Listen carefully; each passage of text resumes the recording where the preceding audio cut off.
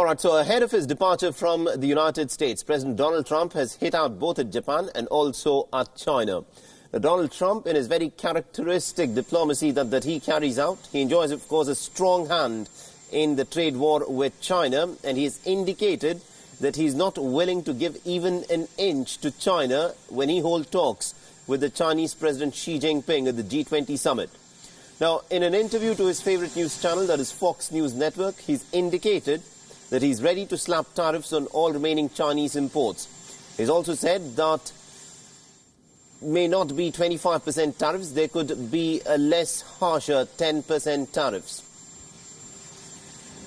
But the U.S. economy. The tubes. They want to make a deal. They want to make a deal more than I do. Let me put it that way. Okay. They want to make a deal.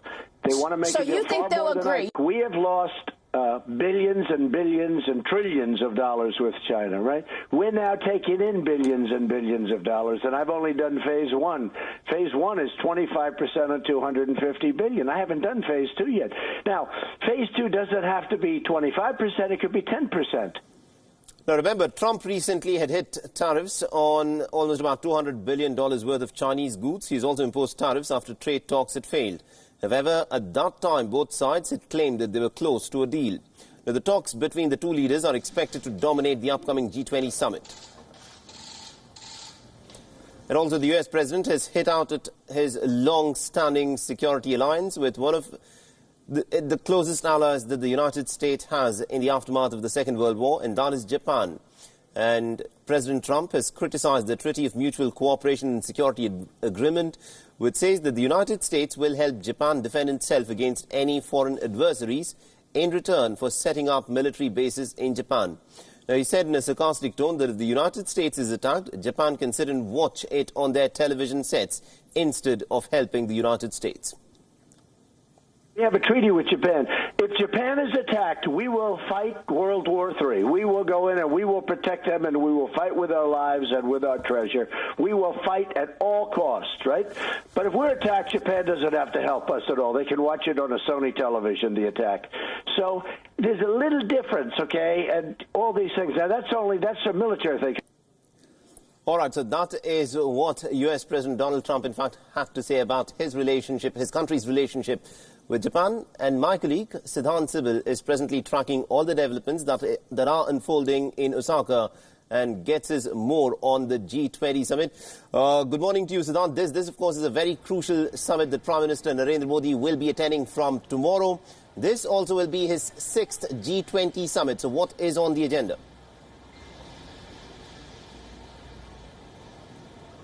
Well, when we talk about G20, it's a grouping which emerged after 2008 financial crisis. Initially, it was just a grouping of the finance ministers which emerged after the financial crisis, the Asian financial crisis of 1999. But India has been playing a vital and key role and playing a role of an opinion maker when it comes to shaping opinions, global opinions when it comes to issues such as counter-terrorism or black money. In fact, the Indian Prime Minister Narendra Modi's first G20 summit was in Brisbane, Australia, way back in 2014, and the first thing he raised was the issue of black money, something that has been a key feature of Indian Prime Minister's speeches at G20, whether it's in Buenos Aires, whether it's in Antalya, other G20 summits such as Hamburg, but also on the issue of counter-terrorism. In fact, at the Hamburg G20 summit, which took place in Germany, the Indian Prime Minister had given an 11-point agenda on how to tackle the issue of counter-terrorism. And last year in Buenos Aires, the Indian Prime Minister had talked about how the FATF should come out with a definition